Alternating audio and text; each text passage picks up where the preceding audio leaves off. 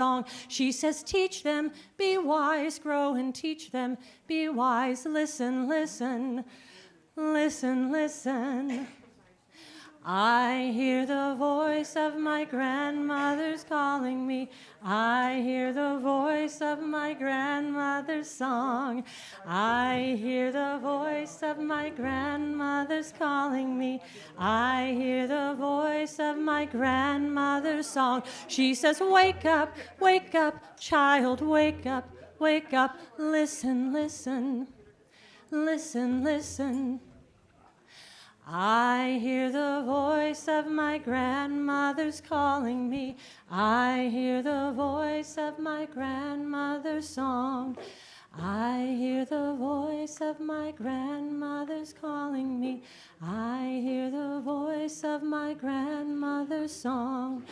I hear the voice of my grandmother's calling me. I hear the voice of my grandmother's song.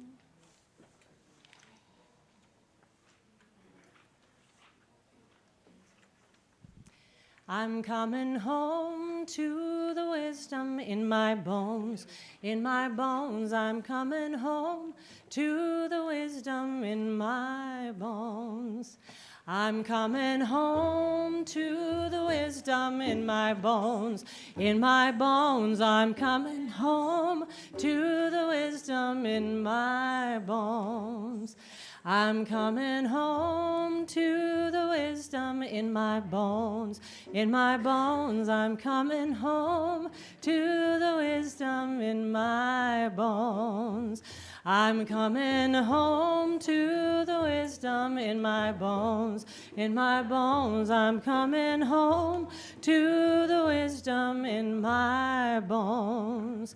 I long for rest. I long for peace. I'm coming home to the wisdom in my bones. I long for rest. I long for peace. I'm coming home to the wisdom in my bones. I long for rest. I long for peace. I'm coming home to the wisdom in my bones. I'm coming home to the wisdom in my bones. In my bones, I'm coming home to the wisdom in my bones. I'm coming home to the wisdom in my bones. In my bones, I'm coming home to the wisdom in my... I long for rest. I long for peace. I'm coming home to the wisdom in my bones. I long for rest. I long for peace. I'm coming home to the wisdom in my bones. I'm coming home to the wisdom in my bones. In my bones, I'm coming home to the wisdom in my bones. I'm coming home to the wisdom in my bones. In my bones, I'm coming home to the wisdom in my bones. I'm coming home to the wisdom in my bones.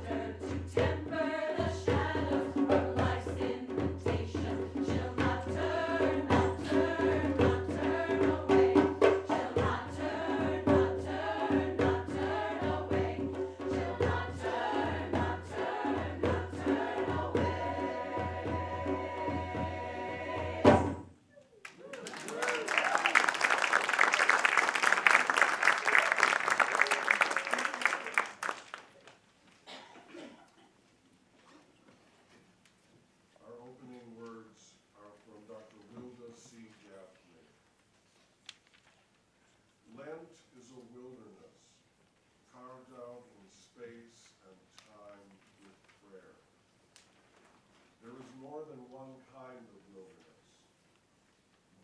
There is the wilderness of the soul, an often lonely, aching place. There is the wilderness of the world, a place where words of love are everywhere, yet people hunger for love.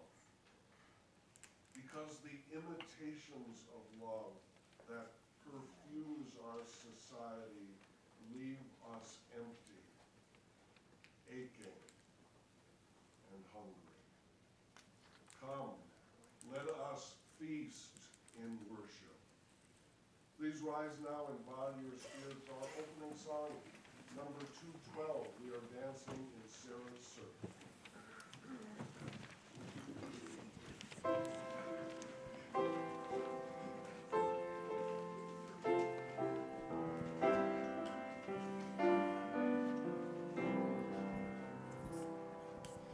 We are dancing Sarah's circle. We are dancing Sarah's circle. We are dancing Sarah's circle. Sisters, brothers, all. Here we seek and find our history. Here we seek and find our history. Here we seek and find our history. Sisters, brothers, all. We will all do our own naming.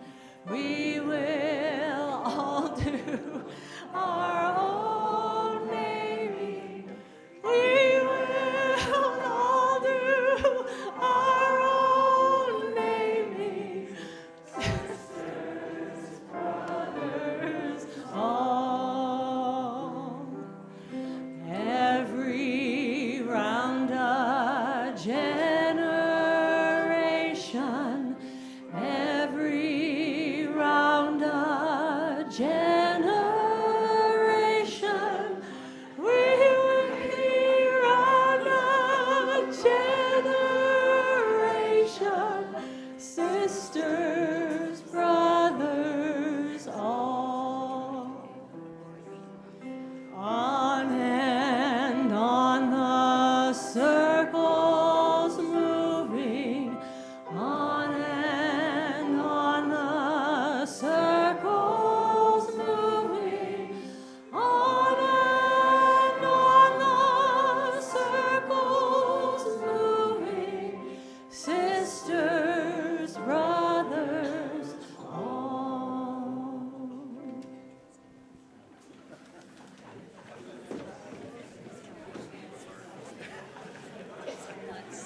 I don't know what's so funny. The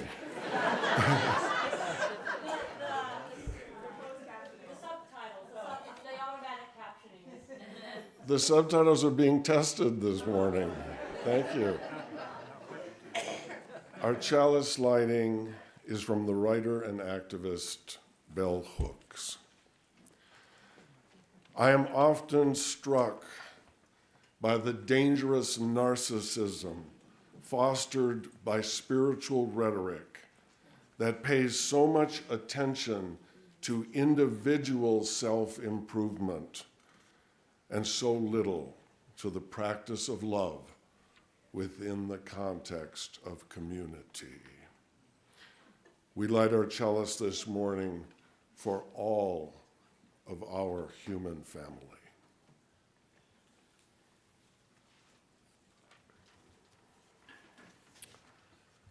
And now it's time for all ages, so would any kid come up for our story time this morning? Any kids that want to? And wonderful. So today is International Women's Day. And it's all about women and history and old stories. Have any of you, do you know what a story is? Anyone? So anyone can tell or write a story. Have you ever written a story? Anyone? Yes, I bet you have. And sometimes you even take a whole life to write a story. And so our story today is Ruby Bridges Goes to School, My True Story by Ruby Bridges. A long time ago, some people thought that black people and white people should not be friends. In some places, black people were not allowed to live in the same neighborhoods as white people. In some places, black people were not allowed to eat in the same restaurants as white people. And in some places, black children and white children could not go to the same schools. This is called segregation. Would you say that with me? Segregation. The United States government said, "This is the attention that saves us, heals us, opens us, expands us." Today we hold in our hearts the McCormick family, Reuben and Savannah. Their 3-month-old Benjamin had a seizure. He's doing okay, but they will need follow-up care, and they have asked the church to keep their family in our thoughts. We hold Karen Deanspear and her family in our hearts as they mourn the death and celebrate the life of Dick Deanspear. Dick passed away last week, and his memorial service will be held in this church on April 11th.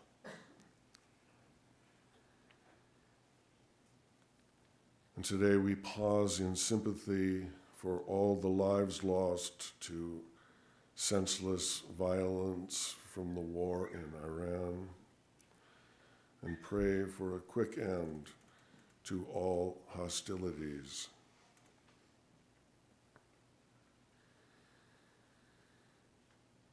So, friends, in the stillness of this space, let us not just listen for clarity and guidance, but to become larger. Those voices whispering from deep within are not just calling us home, they are home. We must remember this. What we give our attention to is what we become.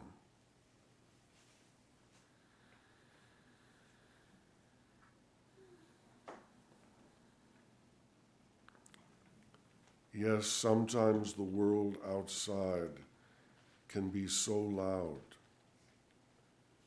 leaving us lost. But the quiet always remains, waiting and willing to be our companion,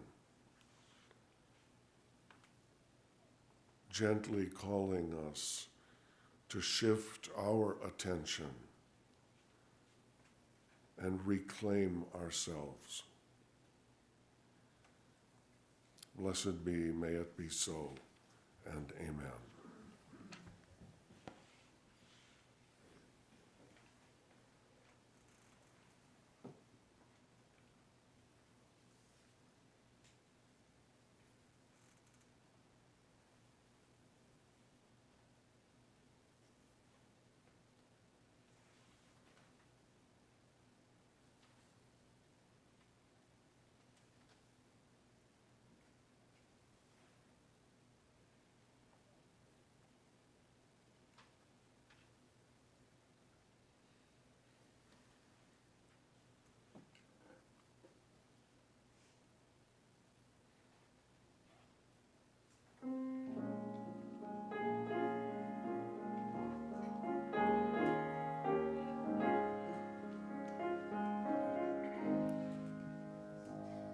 Still my soul, I'm roaming mine, give me peace.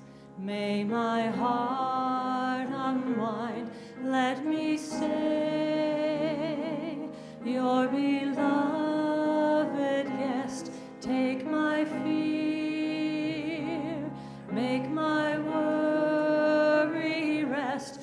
What I hold, let me give to you. Aid my strength when my storms drive through, when my thoughts won't let me go. I'll sing to you, oh, still my soul.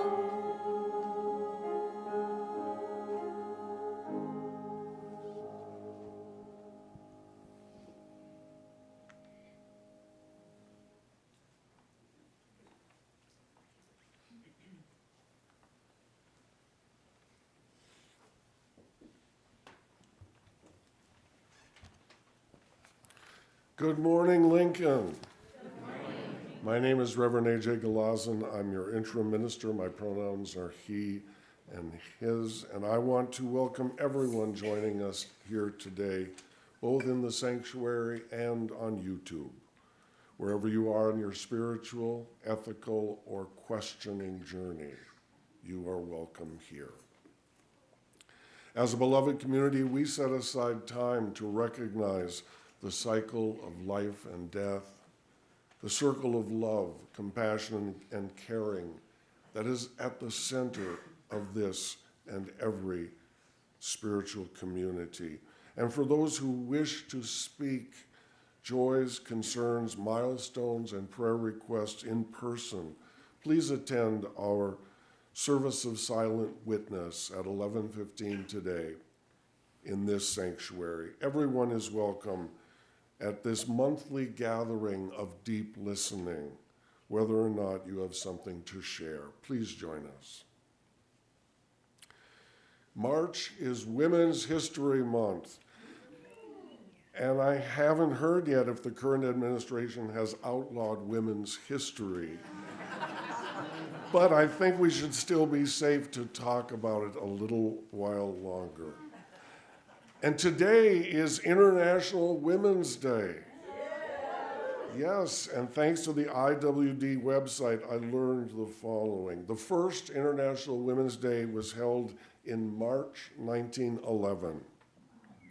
Organizations, groups, and individuals worldwide all play a part in the community, at work, at home, at church, and beyond. International Women's Day isn't a country, group, or organization specific. It's a day of collective, global activism and celebration that belongs to all those committed to forging gender equality.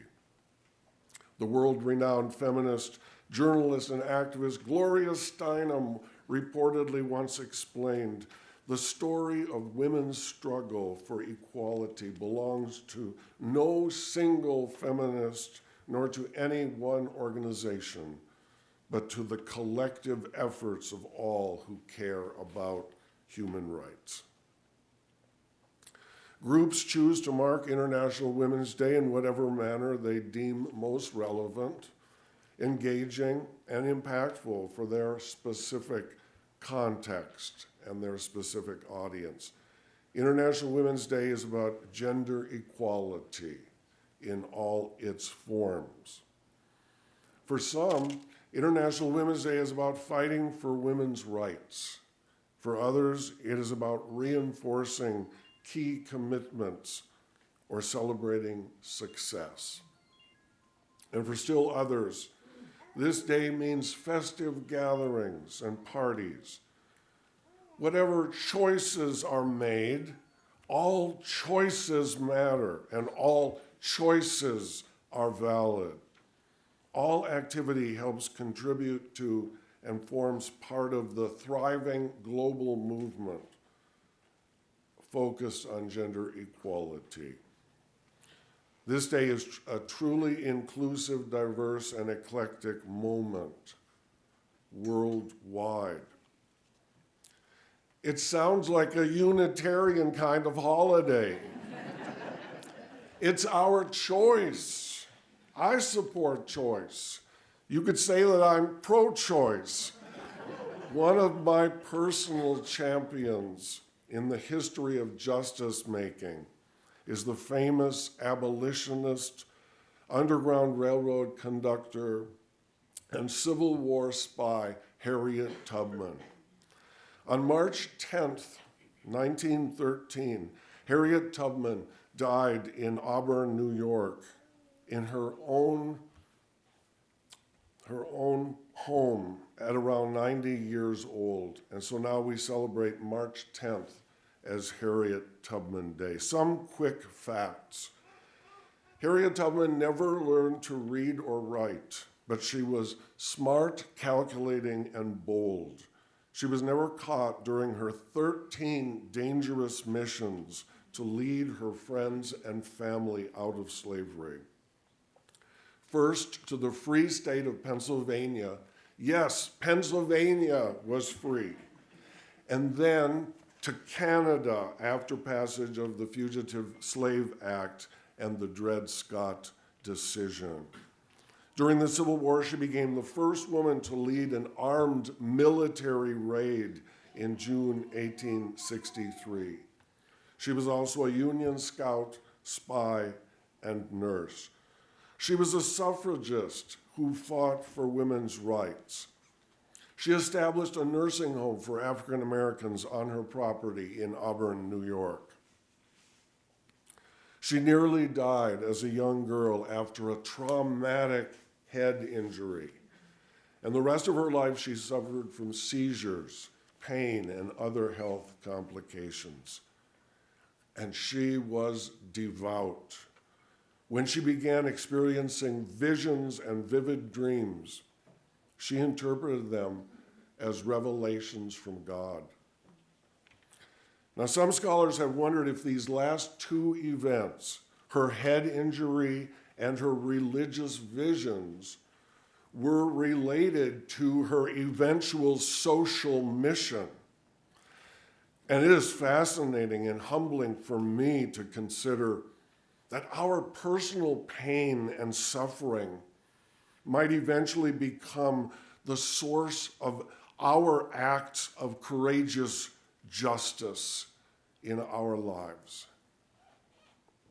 if we are able to survive, that is. And on the 100th anniversary of her death, President Barack Obama, remember him? Ordered the formation of the Harriet Tubman Underground Railroad National Historical Park by issuing a presidential proclamation in March 2013 and signing enabling legislation in December 2014. Presidential executive actions are important. It only took 100 years for Harriet Tubman. We should never give up. The Tubman National Historical Park is located near Cambridge, Maryland, on the eastern shore, and encompasses approximately 25,000 acres, including former plantation fields, marshes, and woodlands, where she spent most of her life, that remain largely unchanged since Tubman navigated them. Even after she found liberation for herself, she went back and forth to lead at least 70 people back to freedom. I believe we are often blessed by coincidence in our lives. And it is a coincidence in my life that I have relatives who live near this very peaceful part of Maryland. I was ignorant of Harriet Tubman before I first visited this off the beaten path museum and shrine in the middle of nowhere. Literally, it's way off the main road. And I have made several pilgrimages back ever since because I'm still learning. I'm still inspired. There were plans to replace the slave owner Andrew Jackson with the slave rescuer Harriet Tubman on the $20 bill. But as usual, the proposal is mired in political limbo, awaiting more justice-seeking executive actions. Today we've invited some members of this congregation to reflect in their own words on the state of women in history and in contemporary life. Let's listen to them, because worship is the work of the people. Blessed be, may it be so, and amen. And our first speaker is Evelyn Weymouth.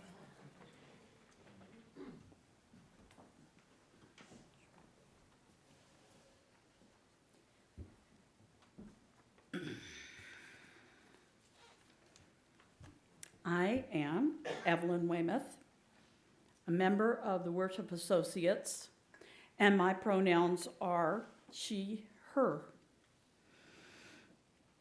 Snips and snails and puppy dog tails, that's what little boys are made of. Sugar and spice and everything nice, that's what little girls are made of. I am not sugar and everything nice.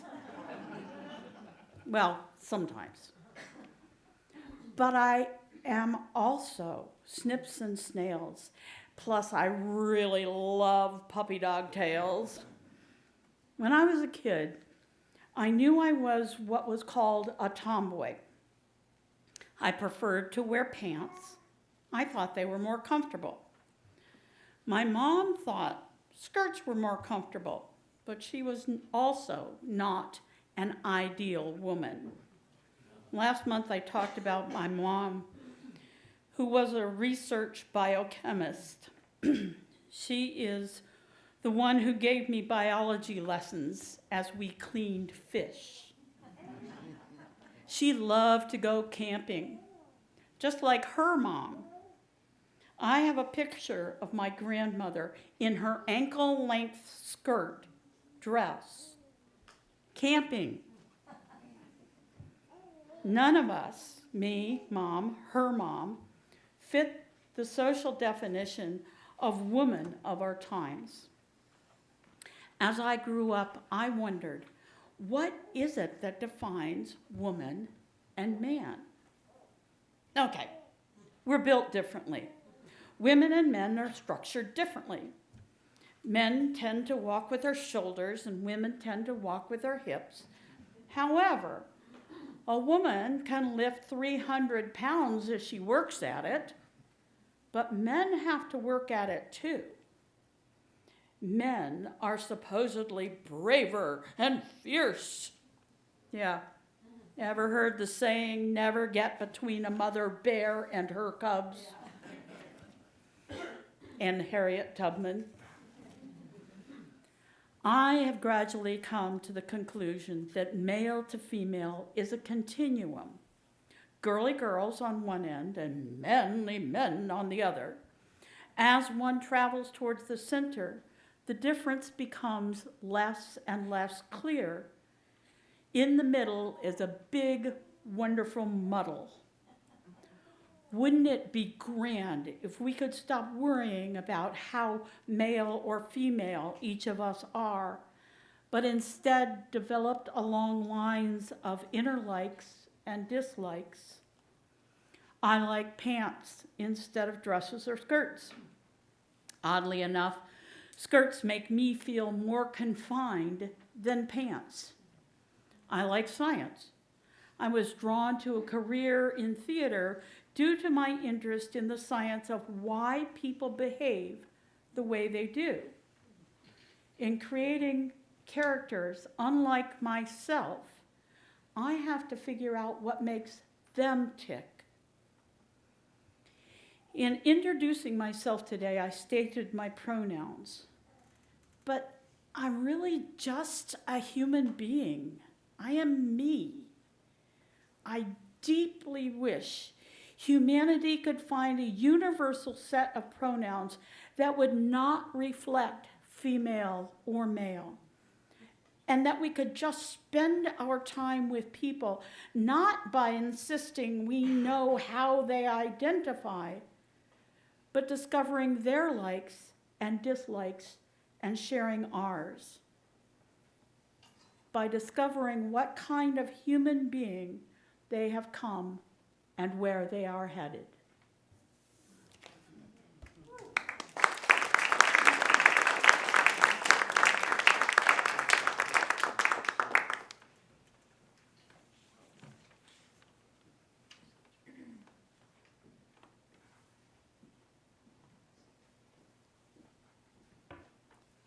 Good morning. I'm Linda Brown, and I was born in 1942, and I'm now 83 years old. I want to share some stories from my own life that reflect societal changes for women during my lifetime. When I was a young girl, outside jobs for women were pretty much limited to teacher, nurse, or secretary. I was 9 years old when I decided I wanted to be a pharmacist. No one discouraged me.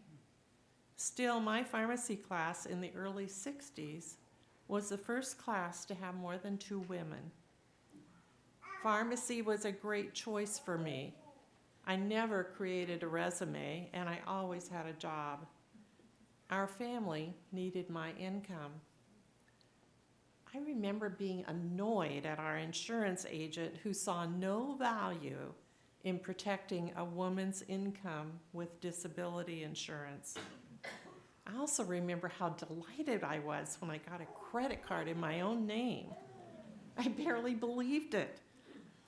I don't think that I realized that there was a new law in 1974 that allowed women to get credit cards without their husband's signature. I believe access to birth control pills starting in 1960 made a huge difference in the choices offered to our generation. We were not stuck at home raising lots of kids.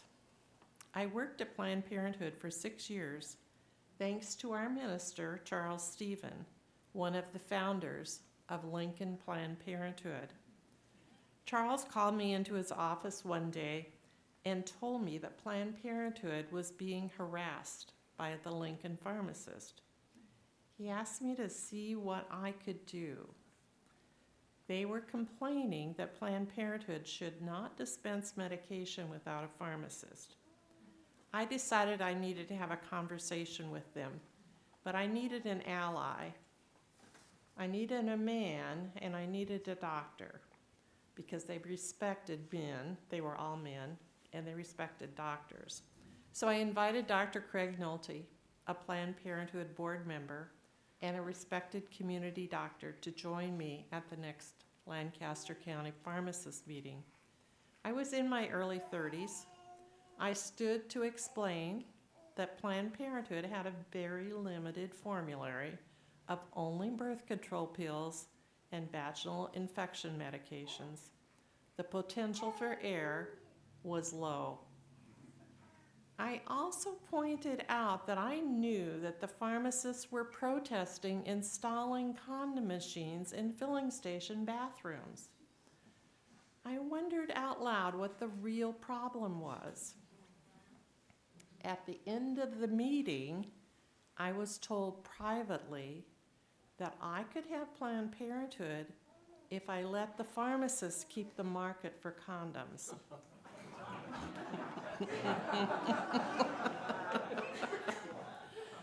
The upside to that work was that Planned Parenthood offered me a part-time job. It was the first time that I had worked in the freeing atmosphere of an all-woman workspace where we women were not obligated to listen to men first. Much of the processing I did about what it meant to be a woman happened in the 1980s in the company of women in this church. We read Mary Daly and Carol Christ. We embraced the understanding that women's stories have not been told. We gathered weekly to share our stories. My son was about 10 years old when I started lumping most men into the jerk category. I worried about whether my son was being hurt by my radical feminism. However, years later, when he applied for a job at the Colorado Bar Association, he was asked how he would feel about being one of 2 men on a staff of 20. He assured them that he grew up with Ms. Magazine on the coffee table and it would be no problem.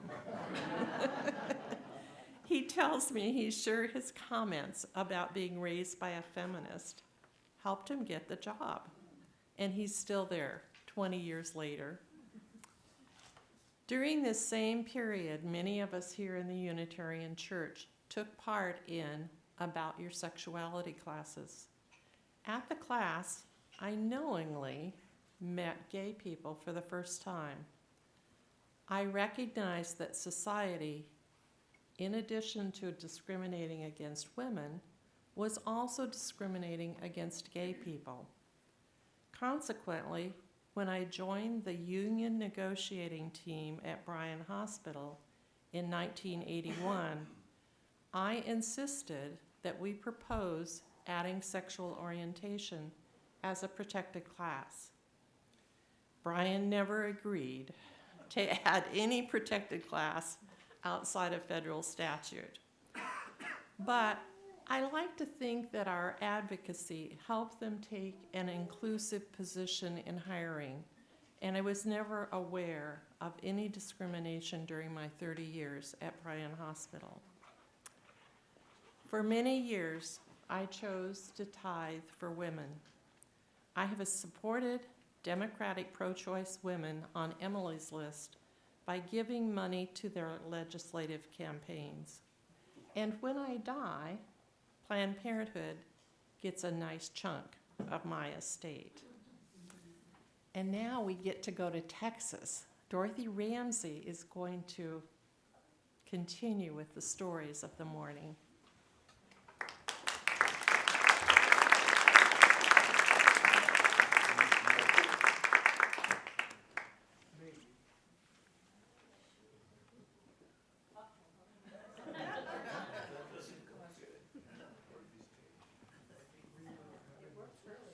Multiple technical difficulties today, folks. It's not small. Did you try to run it before? Oh, there we go. Well, we got it up here, but I'm not sure why it's not on the screen. Oh, do we need to drag it over?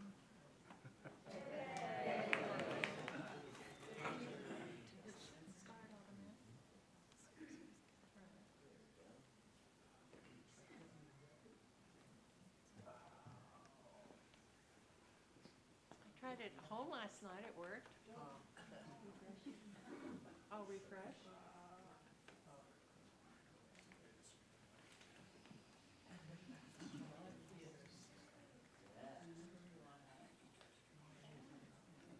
Here's what's on this one.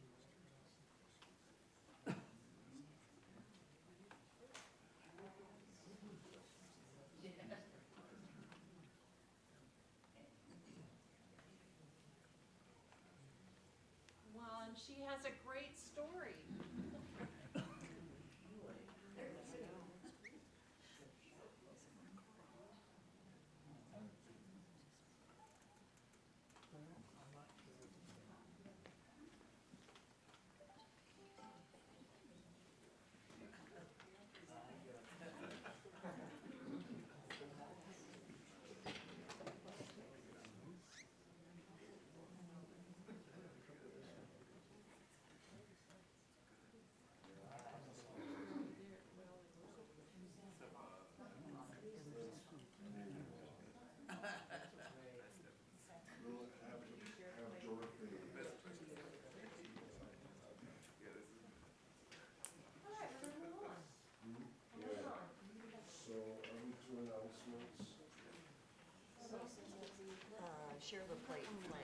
Dorothy, if you're watching, I'm sure you are. We look forward to hearing your comments at a future date. Thanks to everyone, and yes.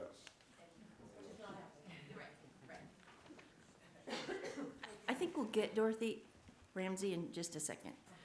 Until then, thank you for joining us today. My name's Elisa Hawk. My pronouns are she, her, hers, and I'm the vice treasurer.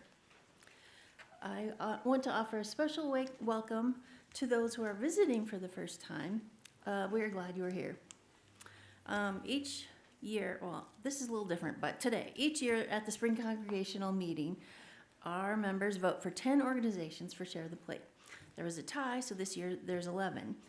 So our recipient for March is Planned Parenthood. So soon we will welcome Chauncey Brown when she comes to tell us more about their work.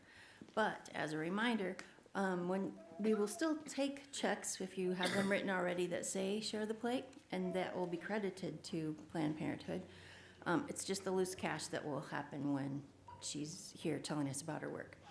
You might also consider giving a text by texting UC Lincoln and the amount you wish to give to 73256, and the offering will now be gratefully received. Thank you, ushers.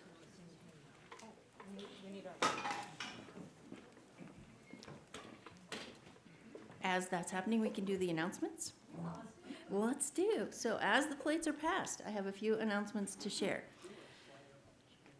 First off, this afternoon at 3 p.m., we'll have the final winter lecture in this series.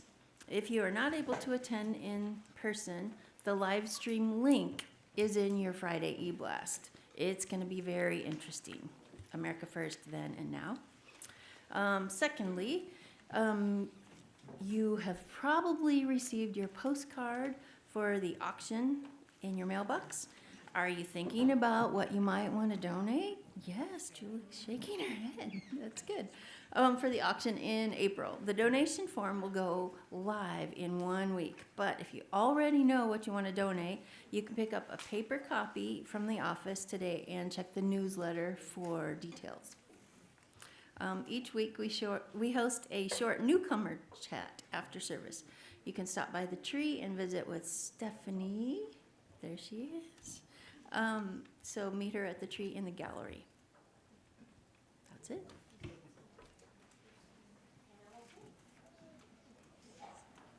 And now, if you'll rise in body or spirit for number 51, Lady of the Season's Laughter.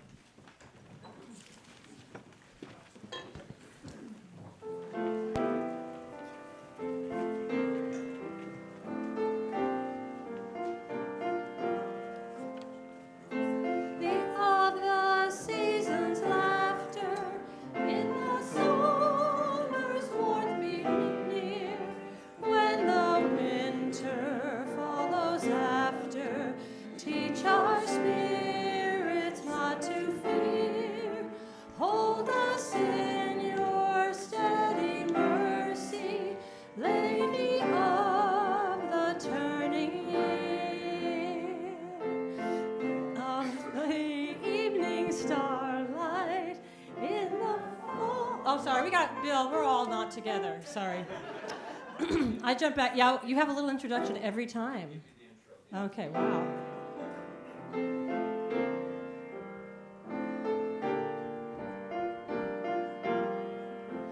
Sister of the evening starlight, in the falling shadows stay, here among us by the far light of the dawning day. Hold us in your steady mercy.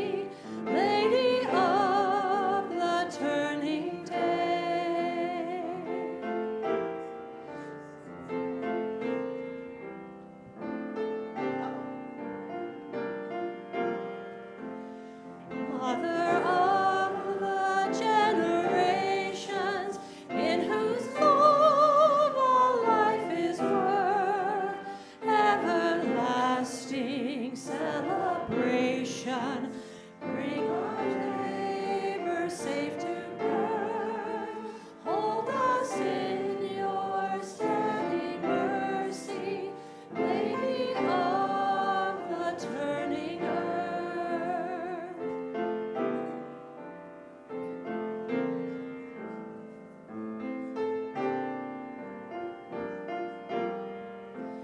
Goddess of all time's progression, stand with us when we engage, hands and hearts to end oppression, writing history's fair page. Hold us in your steady mercy, Lady of the turning age.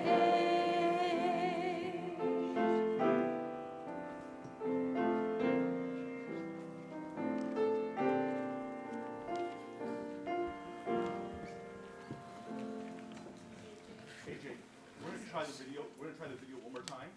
Sure. Yep, Or we do it at the end. we'll try it one more time right now. Give me just a moment.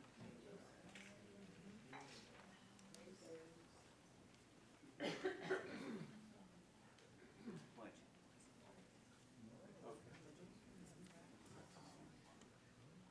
Since 1986. I've been asked to reflect on changes I've seen from a woman's perspective, and at the ripe old age of 77, boy, have there been some. For context, my mother was born in 1916, 4 years before women got the right to legally vote. I remember when service station attendants pumped gas and cleaned windshields. Then pump your own gas came along and was a few cents cheaper if you pumped it yourself. I said, I'm not going to pump gas. That's what those attendants are for. I won't pump my own gas until it goes over $1 a gallon. I've been pumping gas for a while now. In college, I was a single mom working full-time night shift, sorting mail for the post office.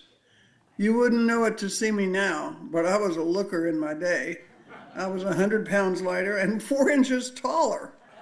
I can't believe I'm even saying this. There were few women in the mail sorting facility. I dressed in jeans and t-shirts, the same as the guys, nothing showy or scandalous. But on my 89th day, one day before union protection, I got fired for, quote, being a distraction. I was told when I came back to the sorting stands after unloading a truck, there was an argument among some of the guys over who would move to sit next to me. I filed sex discrimination charges through the Equal Employment Opportunity Commission against the U.S. Postal Service, alleging that no men had ever been fired for such a reason. After 6 months of damn near starvation, you can't believe the jobs you'll take when you have to. The EEO found in my favor, and I was reinstated with 6 months back pay. That's the only reason I was ever able to buy a house. As a single parent of a special needs kid, and I was a college student at the time, I would never have been able to accumulate the $2,000 for a down payment. This was in 1975, a short 50 years ago. Not only did I pump my own gas, I was able to buy a house on my own. Had this happened a few years earlier, as a single woman, I would not have been allowed to buy a house, or have a mortgage, or own my own car. I worked for the post office for 8 years. When I finished my degree in 1980, I left the post office to start my own writing service, primarily resumes, which I credit my success more to the recession than any particular writing skills. I was the first, and for several years the only, resume service in Springfield, Missouri, and the first to have a standalone word processor. The actual machine was the size of a large suitcase, and the keyboard printer portion, much like the old typewriters, weighed a ton. I charged $1 extra if they wanted bold text or right justified margins. When the workload reached 12 hours a day, I hired one person to work for me, a young man to type up my handwritten notes into official resume format. One day a potential client came in and asked if I typed up resumes. I said yes. And then he wanted to talk only to the man in the other room, obviously the one in charge who did the real work and dictated to the female secretary. I asked Tony to go speak with him. Tony explained that I owned the business, had the writing degree, was the skilled interview. He himself was the typist. The potential client left. This was about 1982. My mother would live to take voting for granted. I think young women today don't realize how much freedom they have, that what seems like a short time ago was illegal.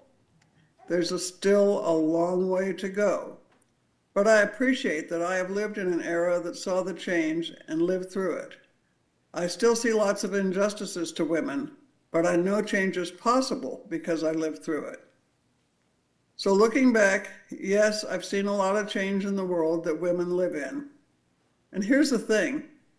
I fully believe that 50 years from now, some woman will be able to tell a similar story about the injustices that currently exist. May it be so.